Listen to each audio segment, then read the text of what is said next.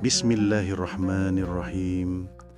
Assalamualaikum warahmatullahi wabarakatuh. Segala puji hanya milik Allah Subhanahu wa Ta'ala, Tuhan semesta alam yang telah mempertemukan kita kembali di channel ini dalam keadaan sehat, penuh nikmat iman, dan tetap berada dalam lindungannya. Salawat serta salam semoga senantiasa tercurah kepada junjungan kita, Nabi besar Muhammad sallallahu alaihi wasallam, kepada keluarga beliau, para sahabat beliau, dan kepada seluruh umatnya yang istiqomah mengikuti sunnah hingga akhir zaman. Allahumma sholli ala Sayyidina Muhammad wa ala ali Sayyidina Muhammad. Sebelum kita melangkah lebih jauh, izinkan saya mengajak seluruh sahabat beriman untuk menekan tombol like, memberikan komentar terbaiknya, dan jangan lupa subscribe bagi yang belum, agar sahabat tidak ketinggalan video-video kajian penuh hikmah yang insya Allah akan selalu kita hadirkan setiap harinya. Semoga dukungan sahabat semua menjadi amal jariah yang terus mengalir dan mendapatkan balasan terbaik dari Allah Subhanahu wa Ta'ala. Sahabat beriman yang dirahmati Allah, pada kesempatan yang penuh keberkahan ini, kita akan membahas sebuah topik yang sangat penting, sangat sensitif, dan sangat dibutuhkan oleh umat di zaman sekarang, yaitu tentang bahaya zina dan berbagai bentuknya dalam pandangan syariat. Topik ini bukan hanya pantas untuk dibicarakan, tetapi wajib dipahami oleh setiap muslim, baik laki-laki maupun perempuan, muda ataupun tua, karena fitnah perzinaan semakin terbuka lebar, semakin mudah diakses, dan semakin sering dianggap hal biasa oleh sebagian manusia. Padahal Allah Subhanahu wa Ta'ala sudah mengingatkan dengan tegas dalam firman-Nya, "Wala taqrabuz zina, innahu kana fahisyatan wa sa'a sabila." Dan janganlah kamu mendekati zina, sesungguhnya zina itu adalah perbuatan yang keji dan suatu jalan yang sangat buruk. QS Al-Isra ayat 32. Ayat ini bukan hanya melarang kita dari zina, tetapi melarang kita untuk mendekati zina. Artinya, segala sesuatu yang bisa menjadi jalan, bisa menjadi pembuka, bisa menjadi pemancing bagi seseorang untuk terjerumus dalam zina, semuanya dilarang.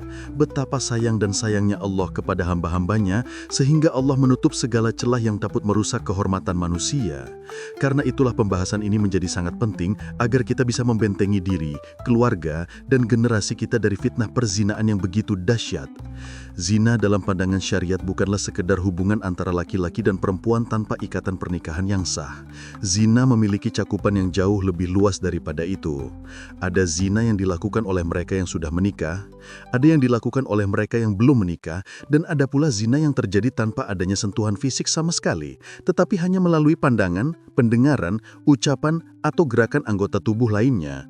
Banyak orang tidak menyadari bahwa dirinya sudah terjatuh dalam salah satu bentuk zina ini karena ketidaktahuan atau karena meremehkan perkara-perkara kecil yang sebenarnya termasuk pintu menuju kemaksiatan besar.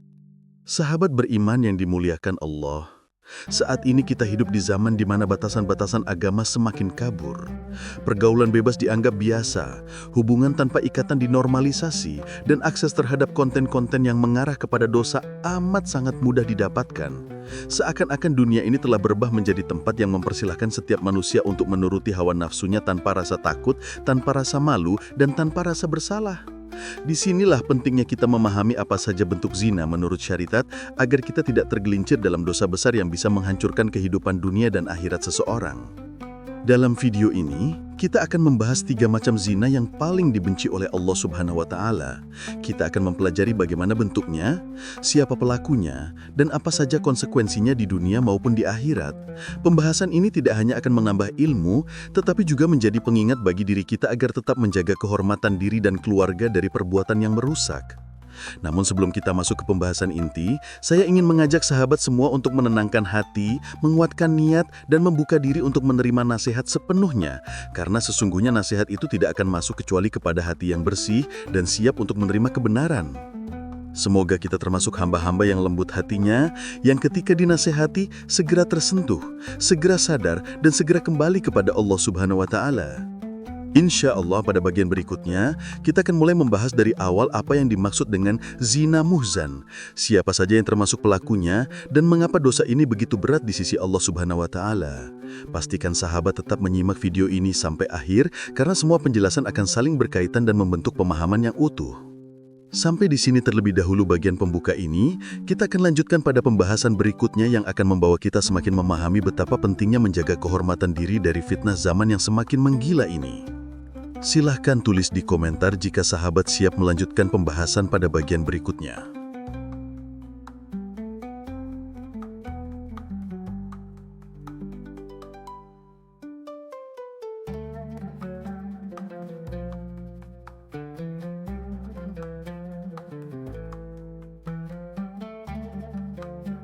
Sahabat beriman yang dirahmati Allah, setelah kita memahami pentingnya menjauhi segala bentuk perbuatan yang mendekatkan diri pada zina, kini kita masuk ke pembahasan pertama, yaitu zina muhsan. Istilah ini mungkin terdengar asing bagi sebagian orang, namun sesungguhnya ia memiliki kedudukan hukum yang sangat besar dalam syariat. Bahkan hukumannya pun paling berat di antara bentuk-bentuk zina lainnya. Zina muhsan adalah zina yang dilakukan oleh seseorang yang sudah menikah atau pernah menikah, baik ia masih terikat tali pernikahan maupun sudah berstatus duda atau janda. Artinya, orang yang pernah merasakan kehidupan rumah tangga, pernah memiliki pasangan yang halal, namun tetap terjerumus dalam hubungan dengan orang yang bukan mahram, termasuk dalam kategori ini. Zina muhsan pada hakikatnya adalah bentuk pengkhianatan, bukan hanya kepada pasangan hidup yang telah dipercaya untuk menjaga kesetiaan, tetapi juga pengkhianatan kepada Allah Subhanahu wa Ta'ala yang telah memberikan jalan halal untuk menyalurkan kebutuhan biologis dan kasih sayang. Ketika seseorang yang sudah memiliki pasangan sah masih memilih untuk berhubungan dengan orang lain, berarti hatinya telah mengikuti hawa nafsu lebih besar daripada ketaatannya kepada Allah. Inilah yang menjadikan zina muhsan termasuk dosa besar yang hukumannya sangat berat. Sahabat beriman, rumah tangga itu adalah amanah dari Allah. Allah memberikan pasangan agar keduanya saling menjaga, saling mendukung dan saling menguatkan. Ketika amanah itu dilanggar, maka kerusakan yang ditimbulkan tidak hanya menyentuh pribadi pelakunya, tetapi juga keluarganya, anak-anaknya, dan masyarakat di sekitarnya. Betapa banyak rumah tangga hancur, betapa banyak anak menjadi korban, betapa banyak permusuhan terjadi, hanya karena seseorang tidak mampu menjaga kehormatan dan hawa nafsunya. Inilah salah satu alasan mengapa zina muhsan memiliki konsekuensi yang sangat berat dalam syariat, karena dampaknya menyebar lebih luas dibanding zina yang dilakukan oleh orang yang belum menikah. Dalam Islam, kehormatan seseorang dijaga dengan sangat serius. Seseorang yang sudah menikah berarti telah memahami aturan, telah merasakan kehidupan halal, dan seharusnya telah mampu membedakan mana yang baik dan mana yang buruk. Ketika ia masih terjerumus dalam zina, maka hal itu menunjukkan bahwa penyakit dalam hatinya jauh lebih berat. Oleh itu Allah menetapkan hukuman rajam sebagai pembersihan terakhir bagi pelaku zina muhsan, agar dosa tersebut tidak terbawa sampai akhirat. Betapa berat hukuman tersebut, namun ia sebanding dengan besarnya dosa dan kerusakan yang ditimbulkan oleh perbuatan ini. Namun sahabatku, tujuan kita membahas ini bukan untuk menakut-nakuti, melainkan untuk menyadari betapa besar nikmat yang Allah berikan ketika kita diberi peluang untuk menjaga diri. Tidak semua orang mampu menjaga amanah dirinya sendiri. Tidak semua orang mampu menundukkan pandangan, menjaga hati dan memelihara kesetiaan. Butuh iman yang kuat, butuh ketakwaan yang mendalam, dan butuh rasa takut kepada Allah yang selalu hadir dalam hati. Karena itu, kita perlu sering mengingatkan diri sendiri bahwa syariat bukan untuk membatasi, melainkan untuk melindungi. Sahabat beriman, pada zaman dahulu hanyalah orang-orang tertentu yang dapat terjerumus dalam zina karena aksesnya yang terbatas. Namun di zaman kita hari ini, pintu menuju maksiat terbuka sangat lebar. Teknologi, media sosial, dan berbagai bentuk komunikasi membuka celah besar bagi seseorang untuk tergelincir dalam hubungan yang tidak halal. Perselingkuhan tidak hanya terjadi melalui pertemuan fisik, tetapi bisa berawal dari pesan singkat, obrolan ringan, atau sekadar saling menatap lama di media sosial. Inilah yang membuat zina muhsan menjadi semakin rawan bahkan tanpa disadari oleh pelakunya. Ketika seorang suami atau istri mulai merasa nyaman berbicara dengan lawan jenis lain, ketika ia mulai menceritakan masalah rumah tangganya kepada orang yang bukan pasangan, di saat itulah pintu fitnah mulai terbuka. Hati yang awalnya bersih perlahan terkontaminasi, lalu muncul harapan, perhatian, dan pada akhirnya keinginan. Inilah bahaya zina muhsan di era modern, karena ia tidak selalu dimulai dengan perbuatan fisik, melainkan dari hati yang lalai dan pandangan yang tidak terjaga. Sahabat beriman, menjaga diri dari zina muhsan bukan hanya soal menjauhi perbuatan fisik, tetapi menjauhi segala bentuk pintu pembukanya. Menjaga pandangan, menjaga hati, menjaga jarak, menjaga pembicaraan, dan menjaga kehormatan keluarga adalah kewajiban yang diperintahkan oleh Allah. Ketika seseorang mengingat bahwa setiap langkahnya diawasi oleh malaikat, setiap rahasianya diketahui oleh Allah, dan setiap dosa sekecil apapun akan dimintai pertanggungjawabannya, maka ia akan lebih mudah menahan diri dan lebih kuat melawan godaan yang datang. Setelah memahami besarnya dosa zina muhsan, pada bagian berikutnya kita akan membahas zina ghairu muhsan, yaitu zina yang dilakukan oleh mereka yang belum menikah. Walaupun hukumnya berbeda, tetapi dosa ini tetap besar dan tetap merusak kehormatan. Sahabat beriman yang dirahmati Allah, setelah kita memahami tentang zina muhsan, beserta beratnya dosa perbuatan tersebut bagi mereka yang sudah pernah menikah, kini kita beralih kepada pembahasan zina ghairu muhsan. Zina jenis ini dilakukan oleh seseorang yang belum pernah menikah atau belum terikat hubungan sah secara syariat. Meskipun hukuman dan konsekuensinya berbeda dari zina muhsan, namun dosa dan kehancuran yang ditimbulkannya tetaplah besar dalam pandangan Allah Subhanahu wa Ta'ala. Zina ghairu muhsan adalah bentuk pelanggaran kehormatan bagi seseorang yang belum memasuki kehidupan rumah tangga.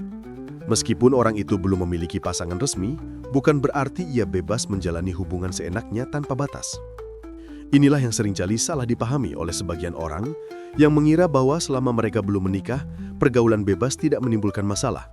Padahal, justru pada masa muda inilah Allah memerintahkan untuk menjaga diri dan menahan syahwat, agar kelak ketika sudah menikah dapat membangun keluarga yang penuh berkah. Sahabat beriman, banyak anak muda yang terjebak dalam pergaulan bebas bukan karena buruknya akhlak mereka, tetapi karena lemahnya penjagaan diri dan kurangnya ilmu agama. Mereka memulai hubungan hanya karena saling menyukai, lalu berpacaran, kemudian saling memberi perhatian dan waktu, hingga akhirnya terbuka pintu-pintu zina. Di awal semuanya terlihat indah, namun pada akhirnya justru menimbulkan penyesalan, mengurangi keberkahan hidup, merusak masa depan, bahkan menghancurkan martabat diri sendiri. Ketika hawa nafsu lebih menguasai daripada akal dan iman, maka jalan gelap akan terasa seperti cahaya dan kemaksiatan akan tampak seperti kebahagiaan.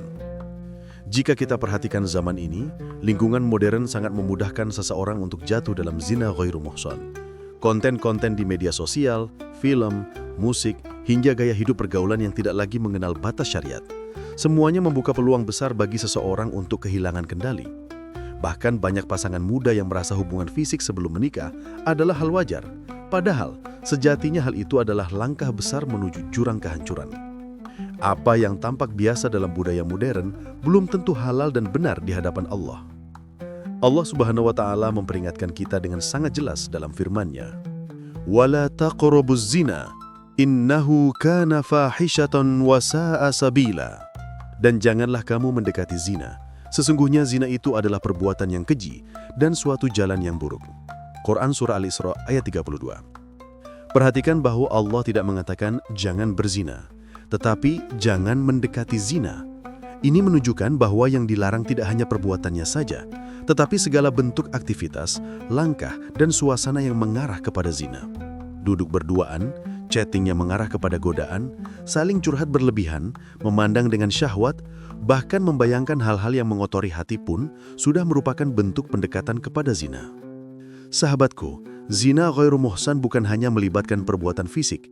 Hati yang mulai lengah, pandangan yang tidak terjaga, dan pikiran yang dipenuhi fantasi semuanya adalah pintu menuju dosa besar. Banyak anak muda yang beralasan bahwa perbuatan mereka hanya sebatas cinta. Tetapi cinta sejati tidak akan membawa seseorang kepada kehinaan. Cinta sejati justru menjaga, menuntun, dan menjauhkan dari murka Allah. Jika hubungan tersebut benar-benar adalah jalan menuju kebaikan, maka seharusnya ia dibangun melalui syariat, bukan melalui kemaksiatan. Selain merusak moral, zina ghairu muhsan juga dapat menyebabkan kehancuran hidup seseorang. Banyak kisah nyata yang memperlihatkan bagaimana seseorang kehilangan kehormatan, masa depannya hancur, hubungan keluarga retak, dan dirinya penuh penyesalan hanya karena mengikuti hawa nafsu sesaat. Ketika pelakunya kemudian menyadari kesalahannya, seringkali sudah terlambat untuk memperbaiki banyak hal yang telah rusak. Tetapi sahabat beriman yang dirahmati Allah, Islam selalu memberikan jalan kembali bagi siapapun yang terjerumus dalam dosa, baik zina muhsan maupun ghairu muhsan. Semuanya masih memiliki pintu taubat, selama seseorang benar-benar menyesal, berhenti, dan bertekad kuat untuk tidak mengulanginya lagi. Allah berfirman bahwa Dia mencintai hamba-hamba yang bertaubat dan mencintai hamba-hamba yang mensucikan diri. Tidak ada dosa yang terlalu besar bagi rahmat Allah, selama pelakunya bersungguh-sungguh ingin memperbaiki diri. Oleh karena itu, menjaga diri dari zina ghairu muhsan harus dimulai dari hati. Ketika hati bersih, mata akan terjaga, telinga akan terjaga, dan seluruh anggota tubuh akan tunduk kepada Allah. Sebaliknya, ketika hati kotor, maka apapun nasihat dan larangan tidak akan mampu menahan seseorang dari perbuatannya. Maka langkah pertama adalah memperkuat iman, memperbanyak ibadah, mendekat kepada majelis ilmu, dan memperbanyak doa agar Allah menjaga diri kita dari jalan yang buruk. Setelah memahami zina ghairu muhsan, pembahasan selanjutnya akan memasuki zina yang lebih halus namun sangat berbahaya, yaitu zina al-lamam, zina yang dilakukan melalui panca indera dan hati. Zina ini sering, saudaraku yang dirahmati Allah, tibalah kita di penghujung perjalanan pembahasan yang semoga sejak awal mampu membuka pintu perenungan di hati kita. Setelah kita memahami bagaimana nikmat Allah begitu dekat, bagaimana ujian menjadi jalan kembali kepadanya, dan bagaimana hati bisa kembali hidup melalui zikir serta kesadaran akan rahmat-Nya, kini saatnya kita menutup dengan renungan yang mengajak diri untuk lebih berserah dan memperbaiki hubungan dengan Sang Pencipta. Ketika Allah menjanjikan ampunan, kasih sayang, serta jalan keluar dari setiap kesulitan, maka itu bukan sekedar janji kosong, melainkan bentuk cintanya yang begitu luas.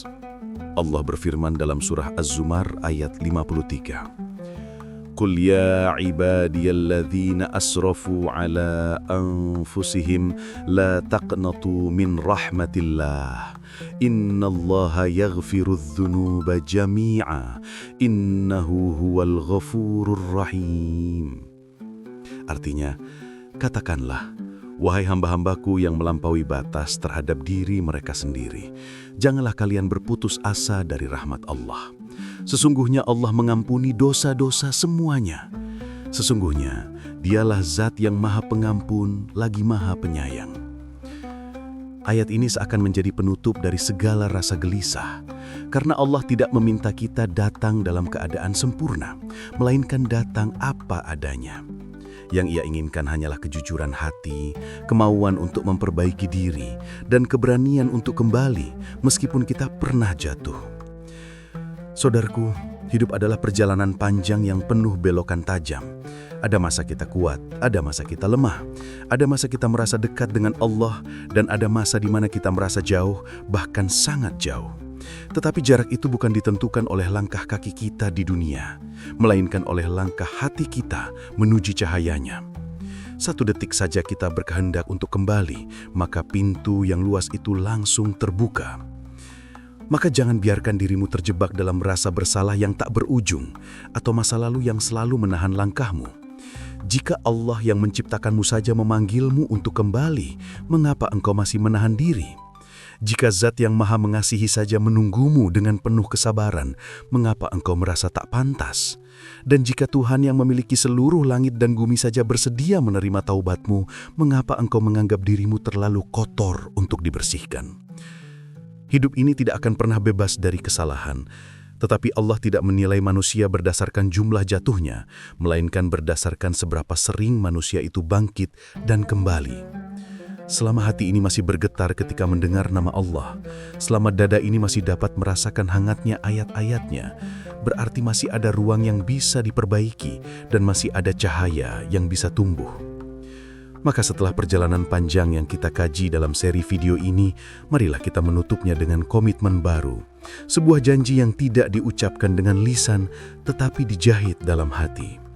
Janji untuk menjadi hamba yang lebih sabar, lebih sadar, lebih bersyukur, dan lebih dekat dengan Sang Pencipta. Janji untuk tidak berlarut dalam kelalaian, tidak menunda taubat, dan tidak membiarkan dunia menutupi cahaya iman yang telah Allah titipkan di dalam diri. Saudaraku, marilah kita berdoa agar Allah melapangkan hari-hari kita, menenangkan hati kita, dan menjadikan setiap langkah kita sebagai ibadah yang membawa keberkahan. Semoga Allah menguatkan kita untuk meninggalkan kebiasaan buruk, menjaga lisan, menjaga pandangan, dan menjaga hati dari segala sesuatu yang menjauhkannya dari Allah. Semoga kita menjadi hamba yang tegar di tengah ujian, sabar ketika berada dalam kesempitan, dan bersyukur ketika menerima kelapangan. Dan ketika kelak nyawa kita kembali kepadanya, semoga Allah menjemput kita dalam keadaan husnul khotimah, dalam hati yang bersih, dalam jiwa yang ridha dan diridhai, dan dalam iman yang terjaga hingga titik akhir kehidupan. Saudaraku, sebelum kita menutup video ini, saya ingin mengajak antum untuk tetap bersama kami dalam video-video berikutnya. Karena insya Allah kita akan melanjutkan berbagai pembahasan yang memperdalam hubungan kita dengan Allah, memahami makna hidup, dan menambah wawasan keislaman yang memurnikan hati. Maka jangan lupa untuk menonton video selanjutnya, karena perjalanan belajar kita belum berhenti sampai di sini.